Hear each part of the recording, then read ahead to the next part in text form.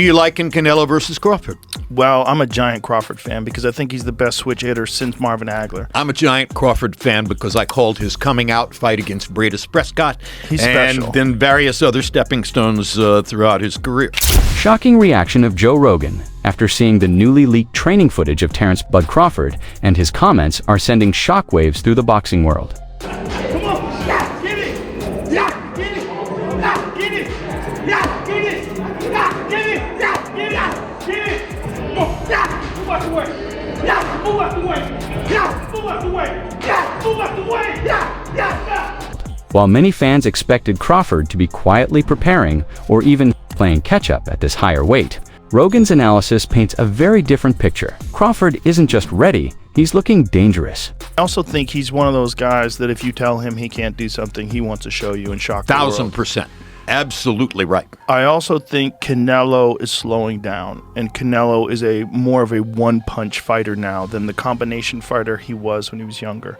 On a recent episode of the Joe Rogan Experience with legendary boxing commentator Jim Lampley, Rogan couldn't hide his excitement and concern over the fight. He praised Crawford as the best switch hitter since Marvin Hagler, calling him a once-in-a-generation technician. Rogan also didn't shy away from criticizing Canelo Alvarez, suggesting that the Mexican icon may be past his prime, relying more on single power shots than the slick combinations of his early days. But Foreman won the heavyweight championship of the world in boxing at age 45. True, but he took 10 years off. Yes, So that's 10 exactly complete right. years off, so you have to factor in. But were the 10 years off good or bad? Well- did they dull his reflexes, or did they actually allow his body to recover in such a Right. way that, Right. you could debate that all night. All night. And George is biologically very unusual. He had canned hams for fists. Rogan's reaction goes beyond mere fanfare. With explosive leaked footage of Crawford's intense training, a backdrop of PED controversies, and multi-million-dollar knockout bonuses on the table, this fight has transformed from a boxing match into a full-blown war for legacy, and Rogan is all in on Crawford. In the days following the fiery press conference and face-off shove between Canelo and Crawford, Ring Magazine released training footage that flipped the narrative upside. Down gone was the version of Crawford who claimed to be not even training. Instead, viewers saw a ripped, powerful bud-crushing bag drills.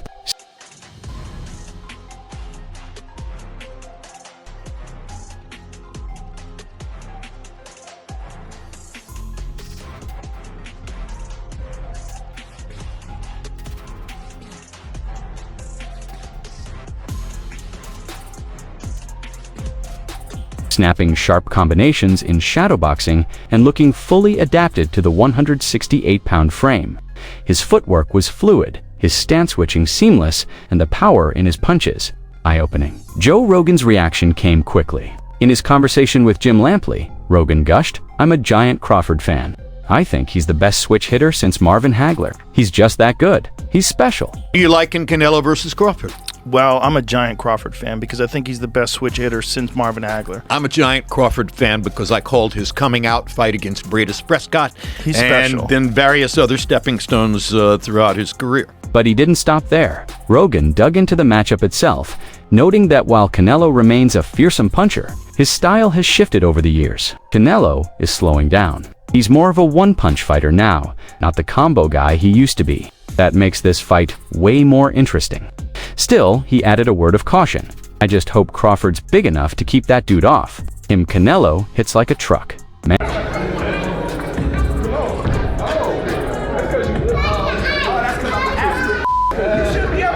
And weeks before this training footage surfaced, Terence Crawford shocked fans in a different way, this time with his words. In a viral Ring Magazine roundtable clip featuring Dana White, Tom Brady, Shaquille O'Neal, and the two fighters themselves, Brady asked Bud how hard he was training. Crawford's response, "I'm not training hard. I'm not even training." Really, the internet exploded. Critics accused him of underestimating the challenge. Fans wondered if he was bluffing, but Rogan, analyzing the timeline and the fighter's psychology, offered a deeper take.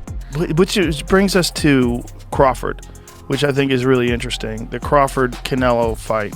Beyond interesting. Fascinating. Yeah. Fascinating. Because how does Crawford compete with that size And, you know, we have to recognize, okay, well, when Canelo fought Floyd, it was 152 pounds, right? So he had dropped down, which was a struggle for him, which is why Floyd was so brilliant in getting him to go down to 152, because he knew he would be drained. That's old school psychological warfare, Rogan suggested. You lull everyone into thinking you're laid back. Then you show up like a demon, and the context supports it. That clip was recorded months ago, May bout with William Skull. Since then, Crawford has clearly shifted into full beast mode. The leaked footage and visible changes in his physique confirm it. This wasn't laziness, it was strategy, as if the clash itself wasn't monumental enough. The location, stakes, and financial incentives make this arguably the biggest boxing event of the decade. This will be the first boxing match ever held at Allegiant Stadium in Las Vegas, a venue built for over 65,000 fans and known for hosting the Super Bowl. The buzz around the city is electric. Officials from the Las Vegas convention and visitors. Authority even authorized a $500,000 sponsorship boost just to ensure this event hits maximum impact. Then there's the money on the line. Saudi royal advisor Turki Al-Sheikh, one of the sport's new power brokers, has added jaw-dropping financial incentives. $1 million bonus for the winner, $5 million more for a KO victory. Performance bonus that night is going to be over 6 figures. We're still talking about it. So, yeah, it's going to be a big number. Whoever wins the performance bonus of the night that night. Joe Rogan summed it up best. With that kind of money on the table, nobody's playing it safe. These guys are going for blood. This isn't just a battle of skills. It's a high-stakes shootout where every punch has legacy and life-changing money behind it. While the spotlight shines on Crawford's preparation, a darker cloud hovers over Canelo's camp, raising questions Rogan hasn't publicly addressed yet, but the boxing world can't ignore. 7 fighters connected to trainer Eddie Reynoso's camp have tested positive for banned substances, including high-profile names like Luis Neri, Oscar Valdez, Jaime Munguia, and even Canelo himself, who blamed tainted meat for a clenbuterol positive in 2018. More recently, fighters like Francisco Rodriguez and Jaime Munguia tested hot again in back-to-back months. Yeah, it's shocking. It's just shocking. I can't really comment on it, but yeah, it's pretty shocking. My perspective is, who's their trainer? I mean, if there's 4 fighters who are testing positive for whatever drug, well, who's the trainer? Because the trainer should oversee that. The trainer should overlook that. You know, whether they have a nutritionist, whether they have a doctor, but the trainer is in charge. Critics are now calling the Reynoso camp hot and pushing for Olympic-style drug testing ahead of this mega fight. The fear that Crawford, who's moving up 14 pounds for this once-in-a-lifetime opportunity, might be at a disadvantage in more ways than size. This is a career-defining, legacy-sealing fight, one insider said. You can't risk a dirty win in a moment like this. While Rogan hasn't publicly weighed in on the PED debate yet, he's been outspoken against doping in combat sports before, and if more smoke continues to rise, it may force a serious reckoning before fight night. As the hype builds for September 13th, one question keeps coming up. Is Terence Crawford just too small to beat Canelo Alvarez? So fighting Canelo at 154, you know, Yeah. he as a young kid, I think he was 21, 22 years old, he had a lot of experience, I should say. He had a lot of boxing experience at his age. Boxing legend Shane Mosley, who fought Canelo back in 2012, certainly thinks so. In a recent interview, Mosley was blunt. I think Canelo's too big for Crawford. The problem is Crawford's a fighter, not a mover. He likes to fight, to engage. And when you sit there and fight with Canelo, you're giving the bigger man the edge. Mosley's concern is echoed by several traditionalists in the sport who believe the size gap is simply too much to overcome, even for a technician like Bud. After all, Crawford has spent the vast majority of his career at 135, 140, and 147, and has only had one fight at 154, jumping up to 168 against a champion with 63 pro wins and 39 knockouts is, by all accounts, uncharted territory. But not everyone sees it that way. That was a struggle. The 54 was a struggle. Now Canelo goes all the way up to 68 and then even to 75 and now back down to 68, whereas Crawford is leapfrogging.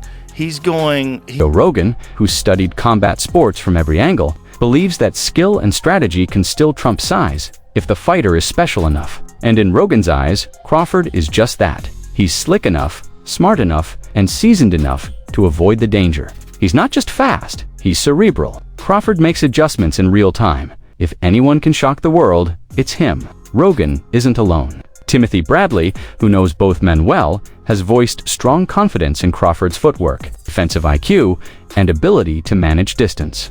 If Canelo couldn't knock out Charlo, or you really think that he's gonna knock out Crawford? I would pick Terence Crawford to beat a Canelo Alvarez, even at 168. Everybody can call me crazy and whatever you want to say. I get it. Y'all didn't believe me when I told you about Spence, but trust me, Crawford will figure out a way. I know a secret y'all don't know, and I ain't gonna tell you why I would pick Terence Crawford. Teddy Atlas and Jim Lampley have also praised Crawford's ring generalship and believe that if the fight turns into a tactical chess match, Bud can outthink and outmaneuver the bigger man.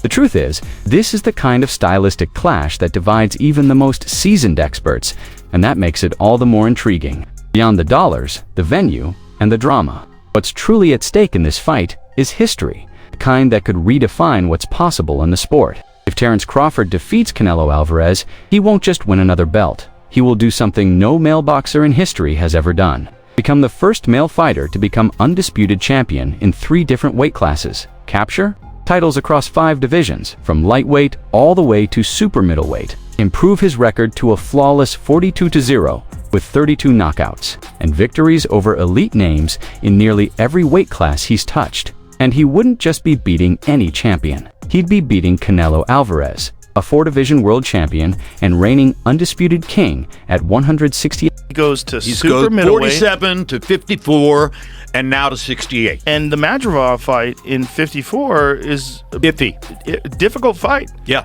Difficult fight. 152. 52. Yeah, You were catch right. weight. Joe Rogan framed it perfectly. If Crawford pulls this off, it's one of the greatest accomplishments in combat sports, not just boxing. You don't just jump from 147 to 168 and beat a guy like Canelo. That's not supposed to happen. But Crawford's not a normal fighter. And that's why this fight is more than just a main event. It's a shot at immortality. While Crawford has everything to gain, Canelo Alvarez has everything to lose. In his own words, Canelo recently said, "This is the biggest fight of my career." And there's a reason he's feeling that pressure.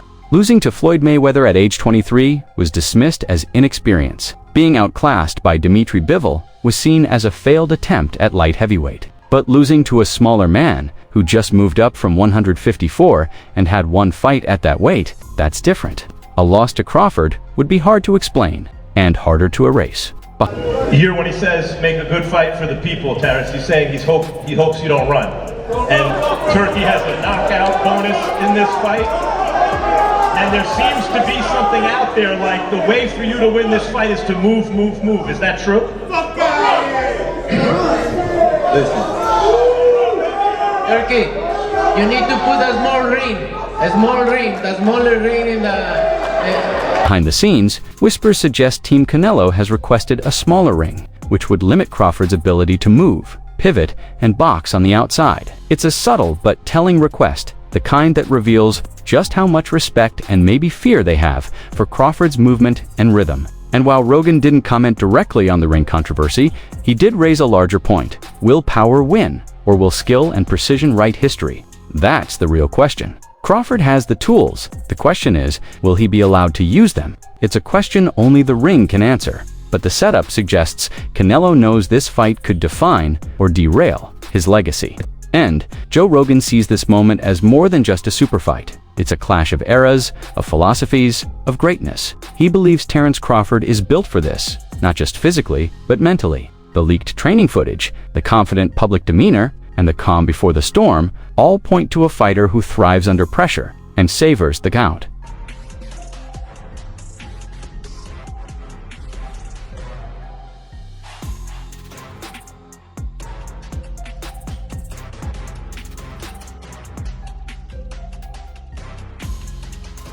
Crawford's the kind of fighter who shows up when doubted, and right now, everyone's doubting him. With millions in bonus incentives, a historic opportunity at stake, and the pressure of an entire boxing world watching, Terence Crawford may be more dangerous than ever. And if he wins, he sails off into the sunset, and boxing may never be the same again. Now it's your turn. Do you agree with Joe Rogan? Is Crawford really about to make history, or will Canelo's power and experience be too much? Let us know what you think in the comments, and don't forget to subscribe for more fight breakdowns, reactions, and insider boxing news. Until next time, peace out.